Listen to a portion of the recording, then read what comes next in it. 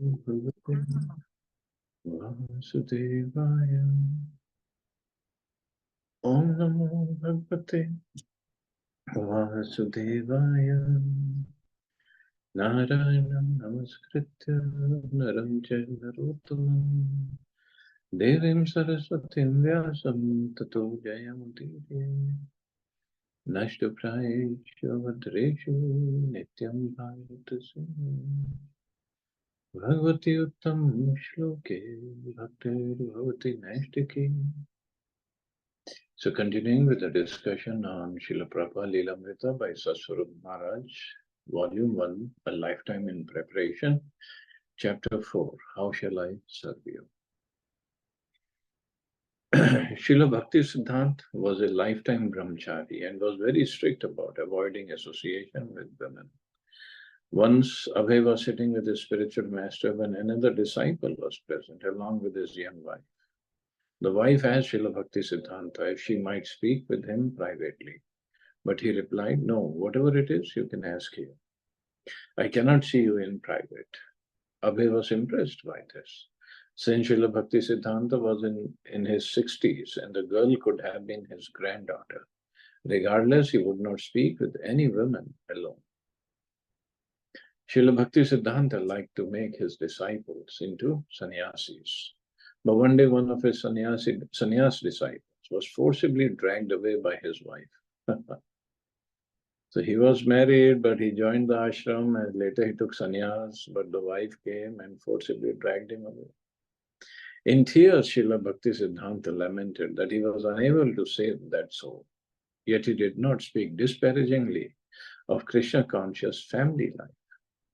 I would have sex hundreds of times if I thought that I could raise Krishna-conscious children. So this was his mood. He would send his brahmacharis out to sell the Gaudiya Math magazine and books. And even if a brahmachari were able to sell only one or two, it would please him very much. And he would exclaim, "You are so nice." In considering whether essays were worthy for publication, he would count how many times the word Krishna or Chaitanya had been used. If these holy names had been quoted sufficiently, he would say, that is all right. This can be used.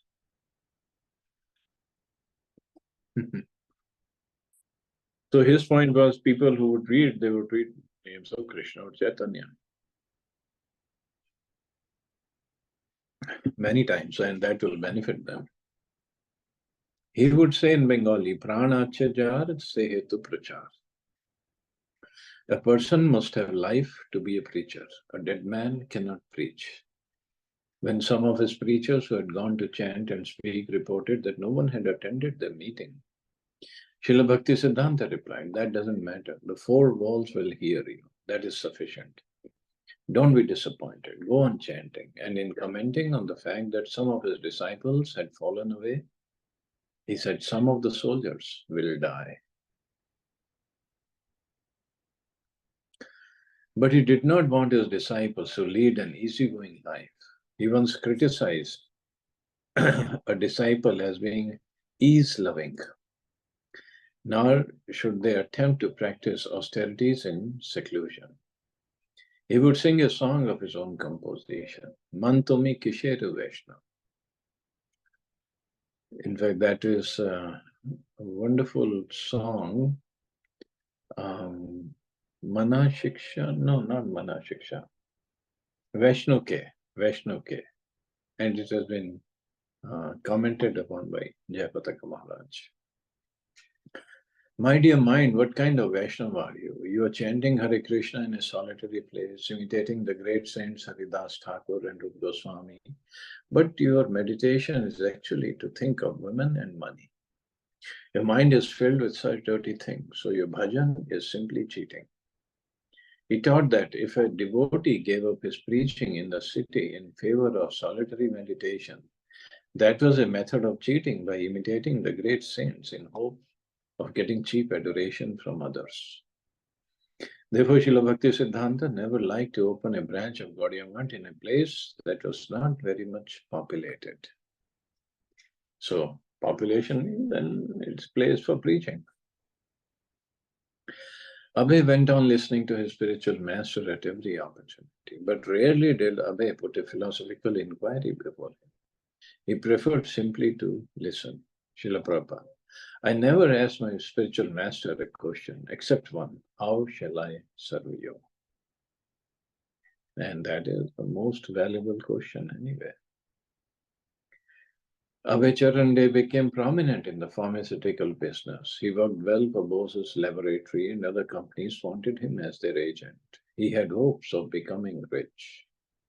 Srila Prabhupada, my Guru Maharaj ordered me, you do this, but I thought, let me first of all become a rich man, then I shall do. In the beginning, I was thinking, now my god brothers have taken sannyas, they are begging from door to door. Why shall I beg? Let me earn money and start Krishna consciousness. The biggest pharmaceutical company in India, Bengal Chemical, made him an offer. But when they did not fulfill all his conditions, he turned them down, though later he regretted it. So he wanted something more when they offered. Still, there were good signs. The astrologer had predicted he could become one of India's richest men. And Dr. Karthik Bose had told his father-in-law, he's a very intelligent man. But there were also other signs. As many accounts as he had secured by his wide travels, there were also that many bills to collect. Many of the accounts began to fall behind in the payments, and the accumulated debt began to grow, until he owed Bose's laboratory a total of 10,000 rupees. Wow. At that time, obviously, 10,000 was a lot of money. And Abhay had enemies. The manager who had taken over Abhay's old position as office manager with Bose's laboratory in Calcutta tried to turn Dr. Bose against Abhay, insinuating that he was too independent. They had heard of his negotiating with Bengal Chemical. And the new manager attributed the accumulating debt to Abhay's lack of loyalty to the Home Office. Karthik Bose remained favorably inclined towards Abhay, but when the debt became a financial strain, he went to Abhay to investigate. At Prayag Pharmacy, he spoke with Dr. Ghosh, who told him he's a very honest man. It's no fault of his. In good faith, he gave all these chemists drugs and credit, but he can't realize the money. All right, Dr. Bose said, but I cannot go on giving him money. Abhay went over the accounts with Dr. Karthik Bose, and they both agreed that the best way to settle the matter was for Dr. Bose to take over the Prayag Pharmacy and all of Abhay's accounts. Thus, Abhay was absolved of debt, but unemployed. Atulananda Brahmachari approached him. Why don't you come to the mutt? Now you're free. Abhay began to visit more frequently the nearby Rup Goswami's mutt, where the Gaudiya Mutt men in the renounced Brahmachari spirit suggested that he depend completely on Krishna, give up the world, move in with them, and become a full-time preacher. But for Abhay, there was no question of abandoning business. If he did, what would happen to his wife and children? He and Radharani now had a third child, a son, so the financial responsibility was increasing. The Brahmacharis were well-intentioned in asking him to renounce the world, and it was fine for them to do so. But Abhay couldn't take it very seriously. Without work, he was in a critical situation, but he remained confident and eager to take on new employment. There were other companies that would like to have him as their agent, and some of his old customers wanted him to service them, even if he weren't a Bose's man. Abhay thought about starting his own pharmaceutical laboratory. Finally, he decided he would start his own factory, but in a much bigger city than Allahabad. He settled on Bombay. He decided that his family should remain in Allahabad and he and his brother would travel to Bombay, take an apartment, and survey the prospects for starting a factory there. Although Radharani was used to her husband's traveling, it had never been as extended as this promised to be. Abhay talked with her, explaining that his recent business loss had been the arrangement of Krishna. Now again, to provide for his family, he would have to start a large business, and that could best be done in a major city like Bombay. But family life in Allahabad would be temporarily disrupted. He set up a very small pharmaceutical manufacturing operation there in Allahabad, put his nephew Tulsi in charge, and left for Bombay with his brother. In Bombay, Abhay rented an apartment on Grant Road and, applying the knowledge he had gained as a manager of Bose's laboratory, he started his own pharmaceutical factory. Business was going well when a large company, Smith Institute, wanted him as their sales agent. Abhay took the job thinking that he could earn money as Smith's representative while at the same time developing his own business. He was confident of his ability to earn money in the pharmaceutical line. While traveling around Bombay on business, Abhay met some members of the Gaudiya Math, Bhakti Bhakti Rakshak Sridhar Maharaj and Bhakti Saranga Goswami, senior sannyasi disciples of Bhakti Siddhanta Saraswati. Abhay recognized them as respected God brothers, well versed in the scriptures and Vaishnava philosophy. It seemed he was destined to find his God brothers wherever he went. Both he and the sannyasis regarded their apparently odd meeting in the city as auspicious. Like the members of the Gaudiya Math he had met in Allahabad, these preachers had no permanent center, but they were trying to start one. On behalf of Bhakti Siddhanta Saraswati, they were going door to door soliciting supporters for a Bombay branch of the Gaudiya Math. Abhay wanted to help. As a fellow God brother in the service of his spiritual master, he offered them his services. Although as sannyasis, they were in a superior position, in their somewhat helpless condition, they looked up to Abhay for help. They had been staying in a small place on Proctor Road and had found little opportunity to make important contacts. Now they formed a team. Abhay introducing the sannyasis to business acquaintances and the sannyasis taking donations for the new center. Abhay Charnarvin was good at collecting funds and he willingly gave his time.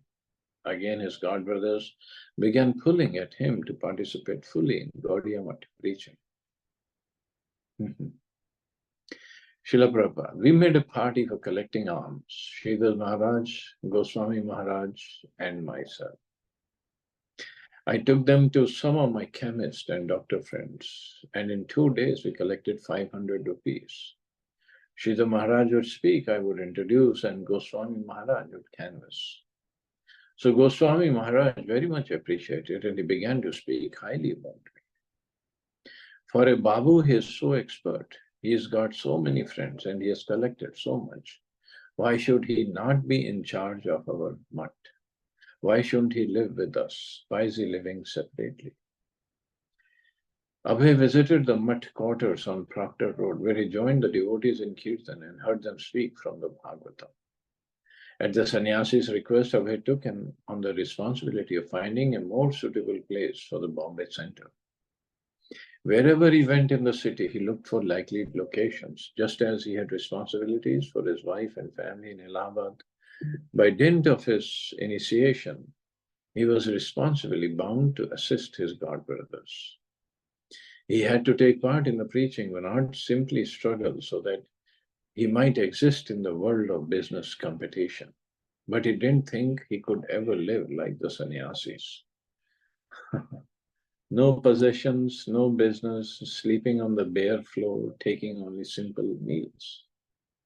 Actually, this is how sannyasis should live.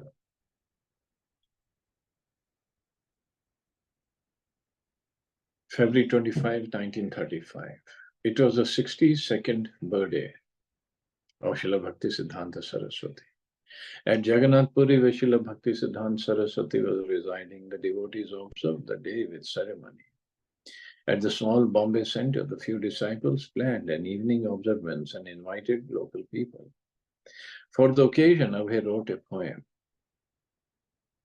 Adore, adore ye all the happy day, blessed in heaven, sweeter than May. When he appeared at Puri, the holy place, my Lord and Master, his divine grace. O my Master, the evangelic angel, give us thy light, light up thy candle. Struggle for existence, a human race, the only hope is divine grace. Misled we are, all going astray. Save us, Lord, our fervent pray. Wonder thy ways to turn our face, adore thy feet, your divine grace. Forgotten Krishna, we fallen souls, paying most heavily the illusion's toll.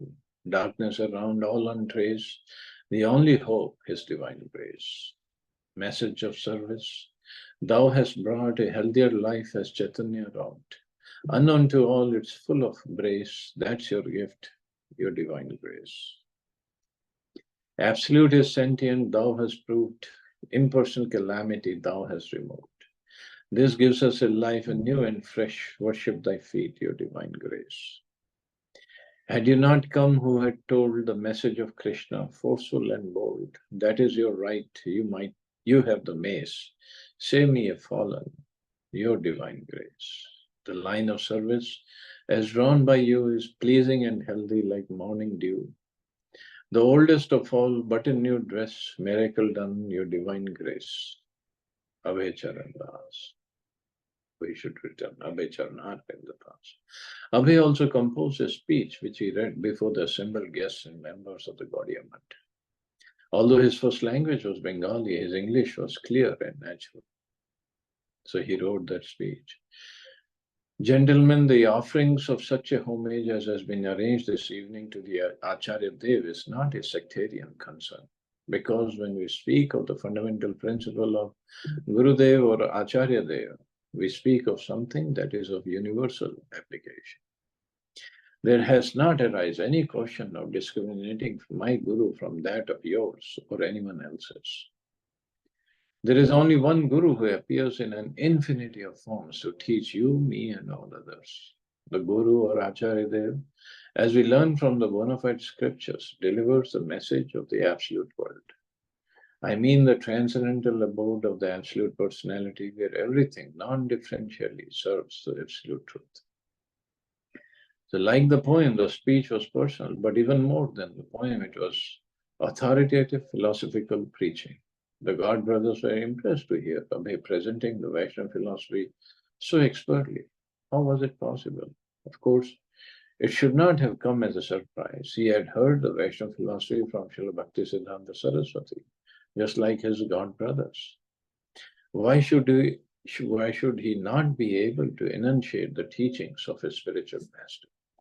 Having heard from him and having read Gita and Bhagavatam and Bhakti Rasamrit Sindhu, was he not a devotee in the parampara? But until now, no one knew he could preach in English so expertly.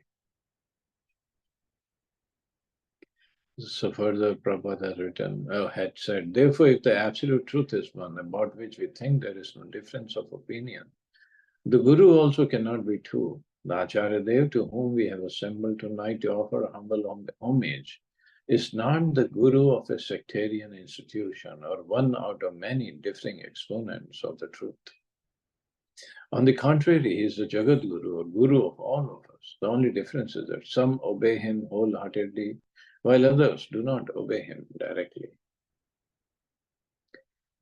The Guru of whom Abhay spoke was, of course, Srila Bhaktisiddhanta Saraswati, the representative of the original compiler of the scriptures, Vyasadeva. Abhay explained how Lord Krishna had delivered a transcendental knowledge to Brahma, the creator of this particular universe. From Brahma, the knowledge had descended to Narad, from Narad to Vyas, Vyas to Madhav, Vyas to Madhva. Because Srila Bhaktisiddhanta was presenting the Vedic knowledge as is, without any interpretation in parampara, he was the bona fide Acharya, who could enlighten others with the revealed knowledge of the scriptures. So this is what Prabhupada has always stressed on. Guru should come in the bona fide parampara. Abhay continued, gentlemen, our knowledge is so poor, our senses are so imperfect, our sources are so limited that it's not possible for us to have even the slightest knowledge of the absolute region without surrendering ourselves at the lotus feet of Sri Vyasadeva or his bona fide representative. This transcendental knowledge, Abhay explained, had been known in India for thousands of years, and this knowledge, although presently obscured, was India's real gift to the world. So this is the real gift, the spiritual knowledge. And as Prabhupada said, all the presently obscured means it's covered, it's hidden. We must conclude that the darkness of the present age is not due to lack of material advance, but that we have lost the clue to our spiritual advancement, which is the prime necessity of human life and the criterion of the highest type of civilization. Throwing of bombs from aeroplanes is no advancement of civilization from the primitive, uncivilized way of dropping big stones on the heads of the enemies from the tops of the hills. Improvement of the art of killing our neighbors by inventing machine guns and by means of poisonous gases is certainly no advancement from primitive barbarism, priding itself on its art of killing by bows and arrows. Nor does the development of a sense of pampered selfishness prove anything more than intellectual animalism. Wow, heavy. This is only intellectual animalism. If we are just doing what? Killing in a better way, more sophisticated way. See, as Prabhupada explained in his lectures or in his books, the four activities, they're common to every living entity: eating, sleeping, mating, and defending.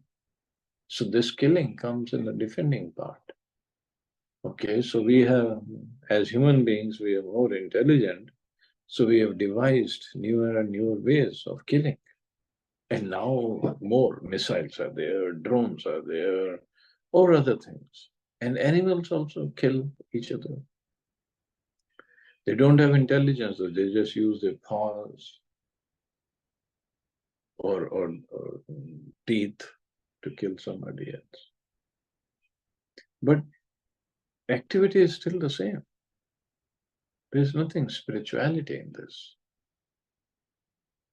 And if we grow in that field only, and look at the amount of money the countries are spending on defense, it's amazing.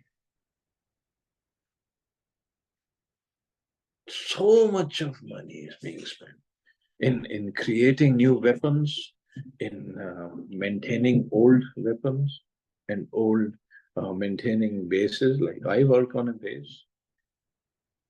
How much money is spent just to maintain this one small base is mind-boggling. The buildings and the infrastructure here. So what to speak of so many bases of different countries all over the world.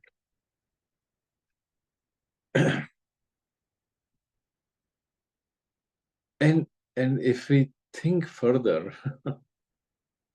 what is this money going to do? We cannot create new Earth. Our planet Earth will remain the same. Okay, maybe one country's boundaries will increase to few kilometers into somebody else's boundary. For today it will, but 50 years down the road, who knows, maybe that nation becomes more powerful and he takes up power.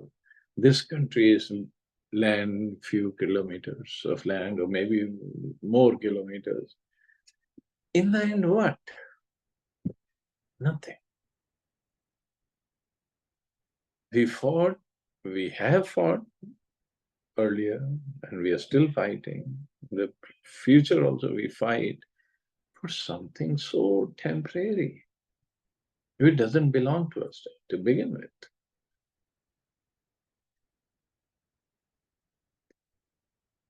And we in the process, we waste our time, our energy, efforts, money, just for temporary things.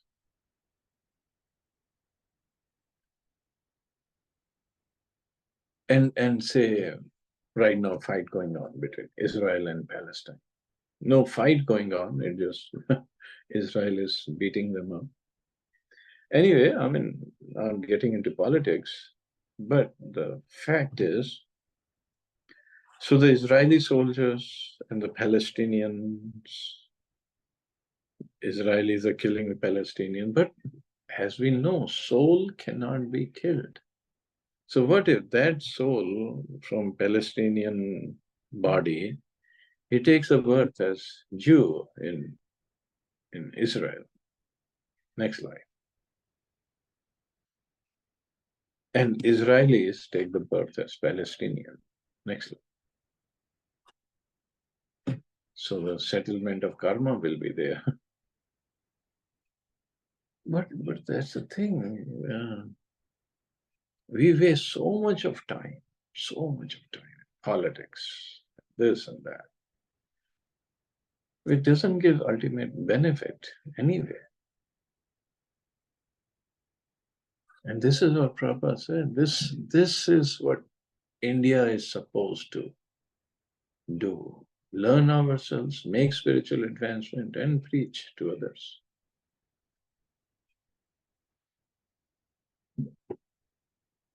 And save the world. Okay, I guess we can stop and see anybody has any questions or comments.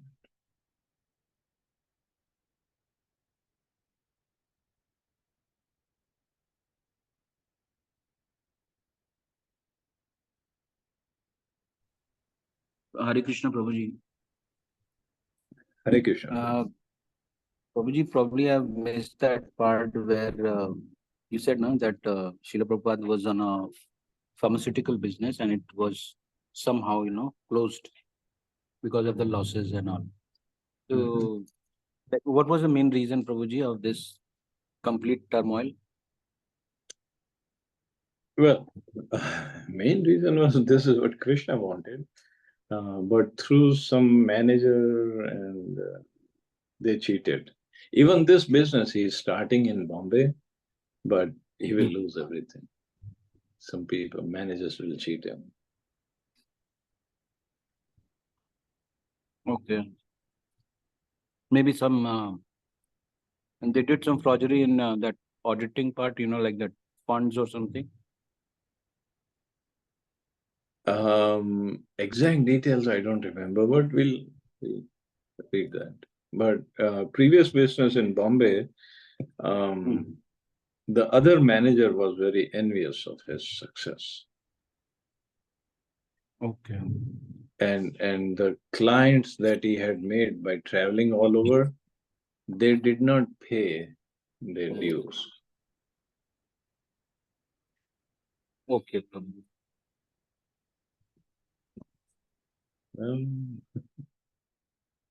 It would be interesting to find out what happened to those clients after Prabhupada started ISKCON, got away from it. How they got their punishment for cheating Prabhupada. But then again, another question arises that if his business was successful, then we didn't get all this, the foundation of ISKCON, and then so many temples, and inclination towards spirituality through ISKCON. We could have missed that. So it was True. Krishna. Yes, it is all Krishna's arrangement, no doubt about it. But at the same time,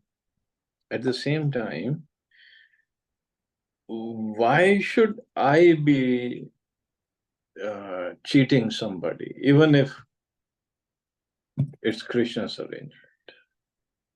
If Krishna wants to take away somebody's business, and I can say, oh, it was Krishna's way of doing it, I just became an instrument. No, I don't have to become an instrument.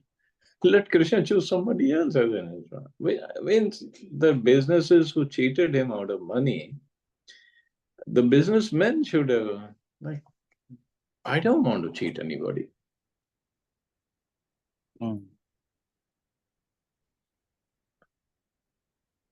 But anyway, yeah, I mean, what did they get any karmic reaction?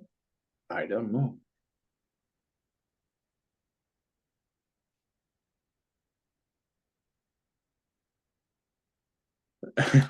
That's then. I mean, that's how I look at it. Because many times, I mean, now since you started, devotees, they like, okay, this is your karma, Prabhu, you're going through whatever troubles. But okay, fine, I can understand my karma, but why you are becoming an instrument of giving Exactly. me the reactions of my karma? Who appointed you?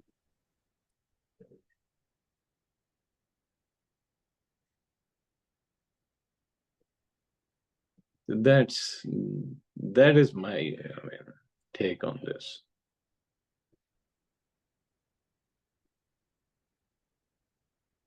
Very interesting journey, Prabhuji.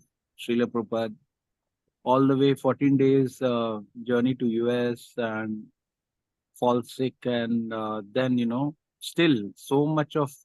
I mean, it's very hardly anyone can believe, having that stamina to after shocks. I think a heart attack also happened during that 14 days journey to US, and he was fall sick. He was not well. At times Yeah. he wants to return back to India, but then something was pushing him back to stay where he was. And then, I mean, if I'm not wrong, it's like last those 10 or 15 years where he has, maybe I don't know exactly, 10, 15, 20 years, the last portion of his life, the way he has expanded this ISKCON, the temples, extraordinary, Prabhuji. This was absolutely, I would say, this is the willing of God only. Lord Krishna wanted him to do that. That's Oh why. yeah, oh definitely, no doubt about it. No doubt about it. I mean, in 12 years, Yeah. having 108 temples all over the world, not just in one city or one state or one country, all over the world. 10,000 disciples. And not Hmm. just temples. I mean, he had farm communities, restaurants, and other businesses along with it. And he taught his disciples everything from scratch, everything, cooking, how to cook, how to put on dhoti kurta, and ladies, how to put on sari, and how to keep accounts, how to paint. The famous painter Jadurani Mataji, she learned from Prabhupada how to paint. So many things. Yeah. It's amazing.